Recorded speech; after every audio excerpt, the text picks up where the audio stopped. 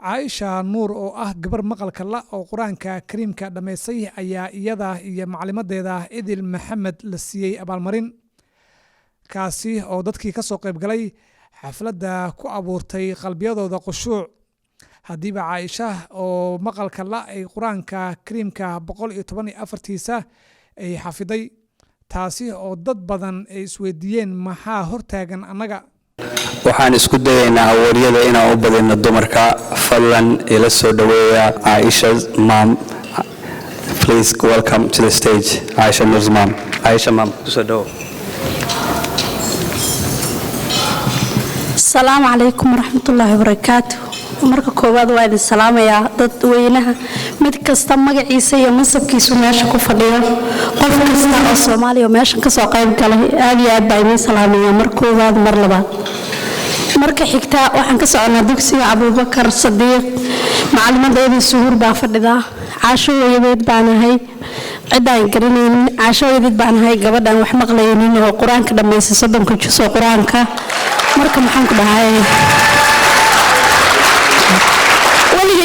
inta fuulad kama hadlin laakiin hadana waasisa calawadayga macalimadayda baqaysa aniga hadlaya waxa idinka baahanay duco inay macalimadda noogu ducaysaan meeshan joogno waa Mareykan qof kasta hadii dadaalo horumar buu gaarayaa aniga gabadhaydu 14 sano jirtaa 7 sano markay jirtay baan dugsi geeyay ma sha Allah hadana waa xaafidad laba juz 30 juz oo quraanka dhameysay hadana mar labaad bay ku noqotay inay ducada nagu kaabtaan waan sheegnahaa hooyooyinka Soomaaliyeed meesha fadhiya iyo abayaasha waxaan ku guubaabin lahaa qof kasta oo ilmo dhisay bala haysta oo ilmo aan laxaadkiisu taamahayn waa inuu dadaalo aniga laba ciyaalo dhisay bala haysta wiil iyo gabadh Caashi Cabdiraxmaan baa la kala dhahaa maxaan ku dhahay Caasho wax bay barataa oo dugsiga Abubakar bay quraanka dhameysay ma sha Allah tabaaraka raxmaan cimri heshay marka qof kasta waa inuu dadaalo ilmaha waa inaan dib loo dhigin midka fayooyintaas dugsi la geeyo midka kale waa inaan la haysan qof kasta oo state-keena ku nool oo ilmaha wax maqliin haystaan Abubakar bay joogtaa dugsiga maxaan ku dhahay gabadh Soomaaliyeed oo afkaaga ku hadlayso ku caawinaysa waa inaan ka soo qayb gashaan intaas baa hadalkayga ku soo koobaya assalaamu alaykum warahmatullaahi wabarakaatuh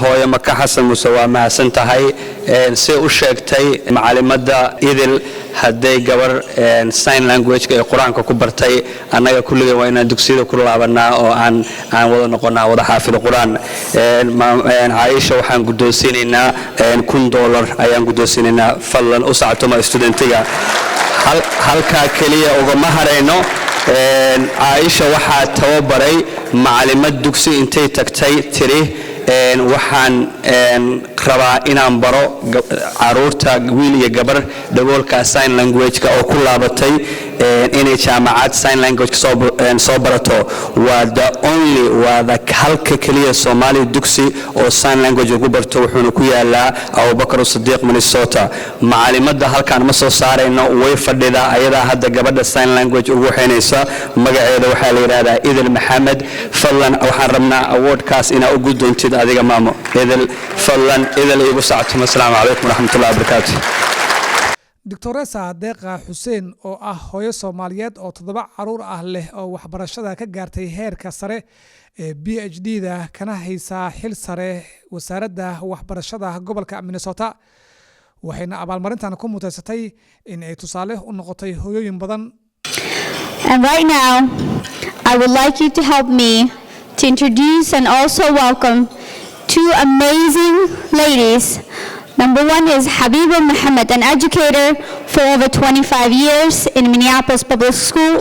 She has a bachelor's degree in urban early childhood education from Metropolitan State University and master's degree in education and leadership from Concordia University. Habiba was a recipient of Inspirational Award of Unity Gala in 2021. And also the other person is Fahmo Muhammad Usman, also has a bachelor's degree in urban early education from Metropolitan State University and master's degree in education and leadership from Concordia University. Now teaching in St. Paul Charter School. Please help me welcome these two beautiful, amazing ladies.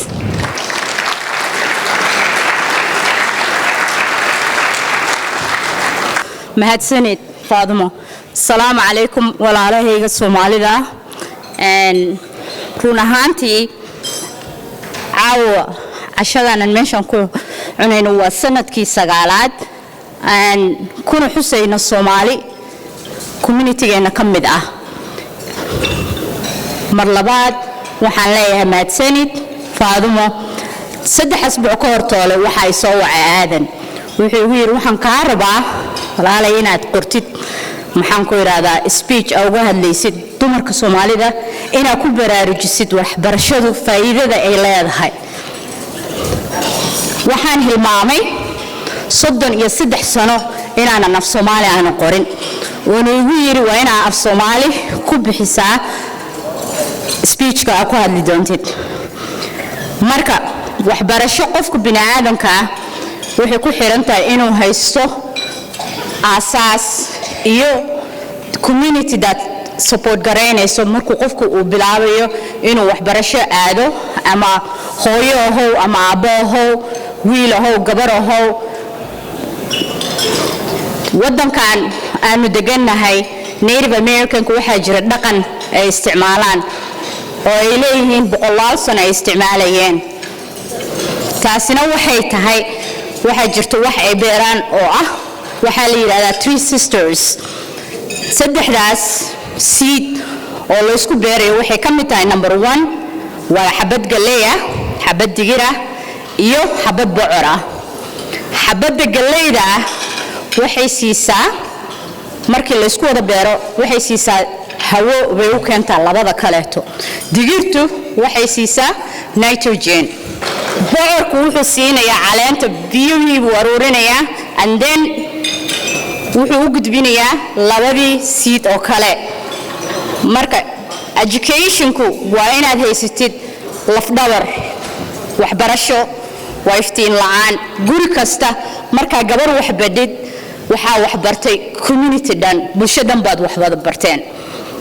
so my advice to you kulligiin oo dhan waxaan idin kula talinayaa gabar iyo wiil kasta oo uu igu yiri aadan dadkoo dhan meel kasta qof Soomaali uu joogo la hadal aan hadalkaan ay tin wada gaarayaa. so dadaala maalintii waa 24 saac wixii aad jeceshahay 4 saacadood geli wada ay tahay in sports fun haddaad akhris jeceshahay haddaad cooking jeceshahay whatever passion-kaagu uu yahay haddaad ku dadaali kadid hooyo iyo wiil kastaba inaa 4 saacadood gelisaan. microphone-ka waxaan ku wareejinayaa walaashayda qaaliga Xabiibo.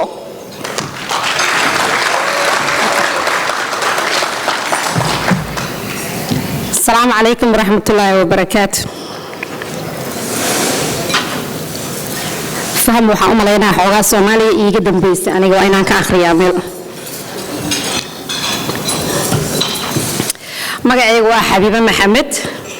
caawa farxad weyn bay ii tahay inaan fursad u yeesho ama ka mid noqdo inaan masraxa ku soo dhaweeyo qof nagu weyn si weyn looga yaqaano waxbarashada Minneapolis area.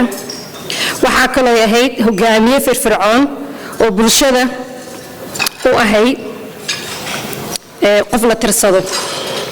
Marwa Xuseen waxay ka tirsan tahay golaha sanadka autism-ka waxayna ka shaqaysaa guddiga ururka autism-ka ee Minnesota. waxayna ka mid tahay hogaaminta waxbarashada iyo horumarinta loo yaqaan NERO. sidoo kale waa gudoomiye ku xigeenka shabakada autism-ka ee waalidiinta Soomaaliyeed halkaas oo ay waalidiinta isku xirto una doodo. Marwa Xuseen waxay kaloo soo ahayd macallimad wax badan ka soo shaqaysay Minneapolis Schools. maantana ay joogto darajada sare ee loo yaqaano Executive Director of Special Education Department Minneapolis Public Schools. caawa waxay mutaysatay abaalmarintan waa in lagu sharafo oo lagu aqoonsado dadaalkeeda iyadoo muujinaysa waxqabadkeeda iyadoo hooyo ah marwe ah sister ah saaxiibna dad badan u ah soona support garaysay. sharaf weyn bay ii tahay caawa inay stage-ka ku soo dhaweeyo Dr. deeqa ifraax xuseen ila soo dhaweeye please.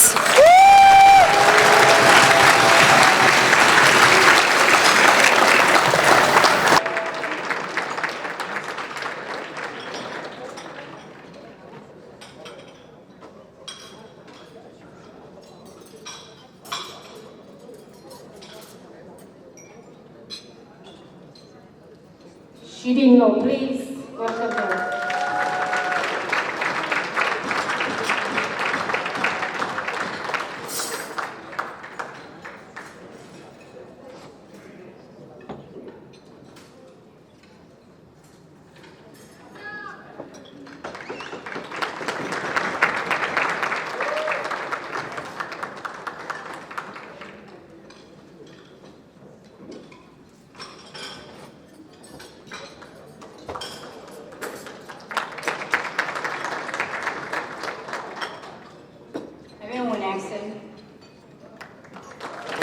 All right, while we're taking pictures, on behalf of Adam Ugas, I would like to say the rest who sticked around, thank you so much for coming. We really appreciate you every single year for coming and celebrating with us. weligaa mala kulantay saxmadda taraafiga safafka dhaadheer iyo dukaanku inuu kaa xirmo halka qaraabadaada iyo asxaabtaadu ay kaa sugayaan lacagta lagu bixiyo biilasha lacag diristu marmarka qaarkood way adkaan kartaa laakiin baysi waa ab kuu fududaynaya inaad lacag u dirto qoyskaaga iyo asxaabtaada adigoon u marin xawaalad la soo deg ablicationka baysi waa xawaalad gacantaada ku jirta